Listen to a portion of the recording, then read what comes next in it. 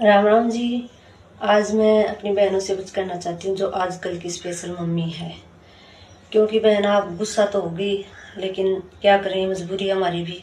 क्योंकि जो बच्चे हैं वो आजकल के बहुत ही डिप्रेशन में जा रहे हैं। और वो किस कारण जा रहे हैं? स्पेशल इस फोन के कारण। क्योंकि आप तो क्या करती हो, आपको भी फोन चलाने का लोभ है कि जल्दी से जल्दी काम निपटाए, फिर फोन में आपको घुसना है। और उससे पहले आप अपने बच्चे को फोन दे देती हो काम करने के चक्कर में।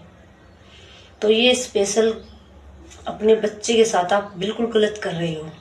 क्या करती हो, ये मैं नहीं करी, उसको कुछ गलत दिखा रहे हो आप उसको। इंग्लिश में स्टोरी लगा दी, वही पोएम लगा दी, कुछ भी लगा दिया आपने, ठीक है।